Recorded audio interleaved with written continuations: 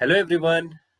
तो आप सभी के कमेंट से मोटिवेट होकर ये वीडियो आपके लिए बहुत जल्दी लेकर आया हूं।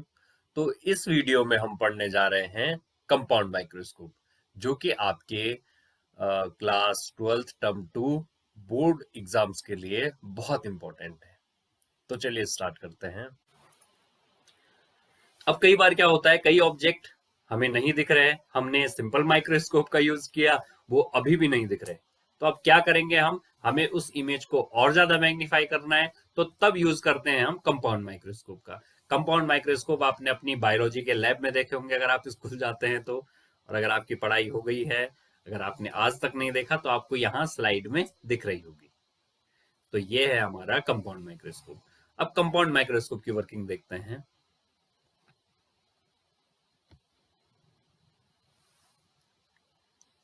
तो कंपाउंड माइक्रोस्कोप में हमें क्या काम करना है कि एक लेंस तो हमारा सिंपल माइक्रोस्कोप में पहले से ही था, अगर एक लेंस और लगा दें तो जो बन जाएगा वो बन जाएगा हमारा कंपाउंड माइक्रोस्कोप। तो कंपाउंड माइक्रोस्कोप के लिए हमें दो लेंस की जरूरत पड़ेगी। ये हो गया आई लेंस, इसको Fe से दिखा लेते हैं। दूसरा होगा ऑब्जेक्टिव लेंस, थोड़ा सा छोटा होगा, इसको दिखा लेंगे Fo से। अब इमेज को या ऑब्जेक्ट को यहाँ पे कैसे रखना है, ऑब्जेक्ट को रखना है इसके फोकस और सेंटर ऑफ कर्वेचर या 2f1 के बीच में। अब फोकस और 2f1 के बीच में इसलिए रखेंगे क्योंकि अगर f1 पे रखेंगे इमेज बनेगी इन्फिनिटी पे, दिखेगी नहीं। 2f पे रखेंगे सेम साइज की दिखेगी, मैग्नीफाई नहीं होगी। 2f से दूर रखेंगे तो साइज छोटा हो जाएगा। तो इसलिए रखते हैं हम बिटवीन 2f1 एंड f1।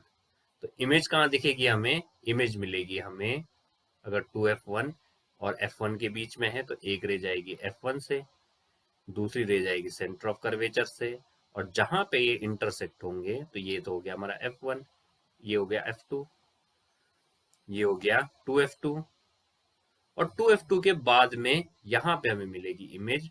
और इस इमेज की हाइट अगर h है, ये ऑब्जेक्ट की हाइट h है, तो इसकी हाइट लिख लेते हैं h डैश। अब इसको ऐसे सेट करना है सेकंड वाले लेंस को कि इसका जो फोकस है वो इसका फोकस ऑब्जेक्ट से पीछे रहे। तो Fe हमारा यहाँ पे होना चाहिए कि ये जो इमेज है ये Fe से पहले पड़े, मतलब इसके फोकस से पहले पड़े। तो अब क्या होगा, इसके फोकस से पहले पड़ेगी तो वही लास्ट वाला केस आपको याद रखना पड़ेगा कि एक रे जाएगी स्ट्रेट और फोकस से, दूसरी जाएगी ऑप्टिकल सेंटर से और लगातार इधर। अब जहां पे ये दोनों इंटरसेक्ट कर लेंगे वहां पे बन जाएगी हमारी इमेज, और ये हो गया रे डायग्राम। इस तरीके से आप इसका रे डायग्राम बना सकते हैं। अब थोड़ा सा इसमें कुछ आपको साफ साफ नहीं दिख रहा होगा, इसके लिए अलग से रे डायग्राम है, वो आप देख सकते हैं, और उसी में हम आगे का प्रोसेस देखते हैं। अब देखो आपने क्या किया, ये आई लेंस था, यहां हमारा ऑब्जेक्ट है ए बी, तो ए बी ऑब्जेक्ट है और इसकी हाइट मान लेते हैं हम h। जो इमेज बनी पहली वाली इमेज की हाइट हो जाएगी h डैश, और जो दूसरी वाली इमेज है उसकी हाइट हो जाएगी h डबल डैश। डिस्टेंस देख लें तो डिस्टेंस क्या हो जाएगा, पहले ये ऑब्जेक्ट है, ऑब्जेक्ट और इसके बीच की जो डिस्टेंस होगी वो हो जाएगी यू नॉट। यू नॉट क्यों, क्योंकि ये जो ऑब्जेक्टिव लेंस है इसका फोकस है एफ नॉट, इसको ओ से ही दिखाएंगे यू नॉट।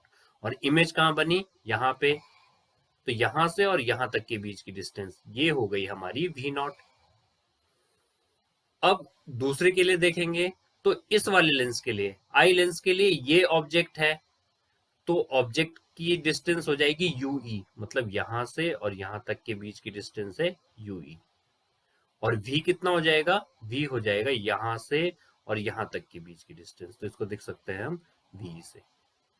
अब यहां भी वैसे ही करेंगे, हम सबसे पहले बीटा निकालते हैं। तो मैग्नीफाइंग पावर का फॉर्मूला आपको पता है, magnifying power is equal to क्या बताया था, angle made by image divide by angle made by object, angle made by object. तो ऑब्जेक्ट और इमेज के बीच जो एंगल है उन दोनों का रेशियो ही क्या हो गया, मैग्निफाइंग पावर। अब देखते हैं इमेज के लिए एंगल, तो यहाँ एंगल बन रहा है बीटा, तो टेन बीटा कितना हो जाएगा, यहां से चेक करते हैं। टेन बीटा की वैल्यू हो जाएगी, टेन क्या होता है, परपेंडिकुलर डिवाइड बाय बेस, ये परपेंडिकुलर ये बेस, तो फॉर्मूला क्या आ जाएगा, H dash divide by U ई। या यहां से देख सकते हैं, या यही किसके बराबर है, H double dash divide by V E के बराबर। अब देखते हैं दूसरे के लिए, ये तो tan alpha sorry tan beta calculate कर लिया। अब टेन अल्फा देखते हैं कि टेन अल्फा कितना होगा। तो टेन अल्फा ये वाला एंगल है कि अगर हमारे पास कोई भी क्या नहीं होता कि ऑब्जेक्ट यहां पे रखा हुआ है और इमेज हमने अपनी आई से यहां से देखा, तो जो एंगल बनेगा वो एंगल है कौन सा, अल्फा। कि अगर कोई हमारे पास डिवाइस नहीं है, तो आंख से हमने इस ऑब्जेक्ट को देखा एच हाइट का, और किस डिस्टेंस पे रखा है, इसको लीस्ट डिस्टिंक्ट डिवीजन पे रख लेते हैं, तो जो एंगल बना वो एंगल कितना है, थीटा। तो अब या थीटा यहाँ पे अल्फा दे रखा है, इसको अल्फा मान लेते हैं। तो यहाँ से tan alpha is equal to कितना हो जाएगा, tan alpha is equal to H divide by D. यहाँ से चेक कर सकते हैं हम, एच डिवाइड बाई डी। अब फॉर्मूले में रख लेते हैं मैग्नीफाइंग पावर के। तो मैग्नीफाइंग पावर का फॉर्मूला आपको पता ही है, angle made by image divide by angle made by object. तो यहाँ से magnifying power is equal to क्या हो गया, H divide by U E divide by H divide by D, H dash divide by U E और divide में H divide by D. तो H को एक साथ कर लेते हैं, यू ई और डी एक साथ, तो इसको लिख सकते हैं हम H dash divide by H is equal to sorry into multiply में D divide by U E. अब आपने टेंथ में एक मैग्निफिकेशन का फॉर्मूला पढ़ा होगा, H dash divide by H is equal to minus V divide by U. तो हमें यही सब्स्टिट्यूट करना है इसकी जगह। तो फॉर्मूला क्या बन जाएगा हमारा, मैग्नीफाइंग पावर का H dash divide by H की जगह रख लिया minus V by U. Minus V by U क्यों रखते हैं, देखो ऑब्जेक्ट का जो ओरिएंटेशन है ऊपर की तरफ है, इमेज का ओरिएंटेशन नीचे की तरफ है, दोनों अपोजिट डायरेक्शन में, इसलिए नेगेटिव। तो v डिवाइड बाई यू, या ऐसे भी समझ सकते हैं कि इमेज तो इस साइड है और ऑब्जेक्ट अपोजिट साइड है, इसलिए भी नेगेटिव साइन। तो minus V divide by U into D divide by U. तो ये हो जाएगा नॉर्मल विजन के लिए मैग्नीफाइंग पावर। अब इसके लिए दो केस आएंगे, पहला आएगा मिनिमम। तो अगर मिनिमम मैग्निफिकेशन कैलकुलेट करना है, तो मिनिमम मैग्निफिकेशन कैलकुलेट करने के लिए क्या करेंगे हम, अगर हमें चाहिए मिनिमम मैग्निफिकेशन, तो अगर मिनिमम मैग्निफिकेशन चाहिए तो वही करना है जो हमने सिंपल माइक्रोस्कोप में किया था। क्या किया था, मिनिमम मैग्निफिकेशन के लिए जो हमारा ऑब्जेक्ट है उसको रख लेना है फोकस पे। तो यूई की वैल्यू रख लेंगे हम, यू रख लेंगे कहाँ पे, फोकस पे, एफ ई के बराबर। तो अगर ऑब्जेक्ट को हमने एफ ई पर रख दिया तो हमारा क्या हो जाएगा, मिनिमम मैग्निफिकेशन मिल जाएगा। तो मिनिमम मैग्निफिकेशन का फॉर्मूला यूई की वैल्यू एफ ई, इसको इक्वेशन नंबर 1 लिख लेते हैं, यहाँ वैल्यू डाल देंगे। तो वैल्यू क्या हो जाएगी मिनिमम मैग्निफिकेशन की, minus V divide by U into D divide by F E. तो ये फॉर्मूला हो जाएगा मिनिमम मैग्नीफाइंग पावर का। अब मैक्सिमम के लिए देखेंगे, तो मैक्सिमम के लिए क्या करना है आपको, अगर आपको मैक्सिमम मैग्नीफाइंग पावर चाहिए तो मैक्सिमम मैग्नीफाइंग पावर के लिए पहले आपको लेंस का फॉर्मूला यूज करना पड़ेगा, जैसे आपने पहले यूज किया था। पहले क्या यूज किया था आपने, पहले आपने यूज किया 1 upon V minus 1 upon U is equal to 1 upon F.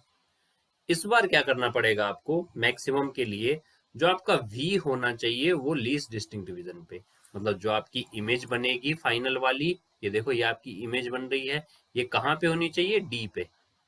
तो अगर ये d पे बनेगी तो हमें क्या मिलेगा, मैक्सिमम मैग्निफिकेशन। तो इसकी जगह रख लेना है d, तो वैल्यू क्या हो जाएगी, ये भी नेगेटिव ये भी नेगेटिव, तो नेगेटिव नेगेटिव पॉजिटिव, यहाँ से भी आ जाएगा 1 upon U is equal to 1 upon F plus 1 upon V. v की जगह क्या रख लेना है, d, तो 1/u is equal to 1/f plus 1/d। अब इस 1/u की वैल्यू उठा के रख लेनी है कहाँ पे, यहाँ, ये ue है, ध्यान में देना है थोड़ा, तो ये fe और ये d। अब 1/ue की वैल्यू कितनी है, 1/ue की वैल्यू है 1/fe प्लस d, और इसको उठा के रख लेना इक्वेशन नंबर 1 में। तो जैसे आप इक्वेशन नंबर 1 में रखेंगे, हमारी इक्वेशन क्या बन जाएगी, magnifying power is equal to minus v not divide by u not, इसको v नॉट u नॉट लिख लेते हैं, तो minus v not divide by u not into d, और 1/ue की वैल्यू क्या है, इसको लिख लेता हूं मैं 1/fe प्लस 1/d। अब ये d को अंदर मल्टीप्लाई करो, तो मैग्नीफाइंग पावर क्या हो गया हमारा, minus v not divide by u not into d divide by fe plus 1। तो ये हो गया हमारा मैक्सिमम मैग्निफिकेशन और ये हो गया मिनिमम मैग्निफिकेशन। अब इससे रिलेटेड कुछ अब कंपाउंड माइक्रोस्कोप के कुछ न्यूमेरिकल्स देखते हैं जो आज से पहले आपके क्वेश्चन पेपर में आए होंगे, टर्म 2 में या बोर्ड्स एग्जाम में आए होंगे। तो पहला सवाल है, ए compound microscope has angular magnification of 10। तो जो मैग्निफिकेशन दिया हुआ है, मैग्निफिकेशन दे रखा है इसमें साफ साफ, कितना है मैग्निफिकेशन, एंगुलर मैग्निफिकेशन मतलब m की वैल्यू दे रखी है 10। और क्या बोला है, if an object subtend an angle of 0.6 degree. तो जो एंगल दिया हुआ है वो भी दिया हुआ है किसका, ऑब्जेक्ट का, वो है 0.6 degree to the eye, then angle subtracted by the image of eye is. आपको पता है, मैंने आपको बताया था कि जो मैग्नीफाइंग पावर का फॉर्मूला होता है, magnifying power is equal to angle made by object, sorry angle made by image, divide by angle made by object.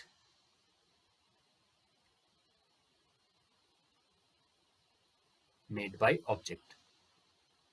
अब देखो, एक को तो हम अल्फा लिख लेते हैं, एक को बीटा लिख लेते हैं। जो इमेज एंगल बनाती है उसको लिख लेते हैं बीटा, और जो एंगल मेड बाय ऑब्जेक्ट होता है उसको लिख लेते हैं अल्फा।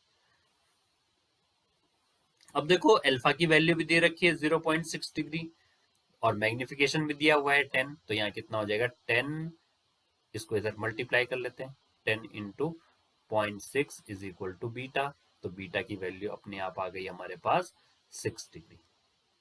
तो बहुत ईजी क्वेश्चन था, 1 नंबर में आ सकता है, ये क्या पता 2 नंबर में भी आ सकता है। तो अगला क्वेश्चन देखते हैं। अच्छा, इस क्वेश्चन में क्या क्या चीजें बोली हैं, देखो, एक compound microscope has magnification of 30। तो मैग्निफिकेशन दे रखा है इसका 30, तो लिख लेते जो जो चीजें दे रखी हैं, मैग्निफिकेशन है 30। और क्या बोला है, if the focal length of eyepiece, eyepiece का focal length F is equal to 5 centimetre, and the final image at formed at least distance of distinct vision.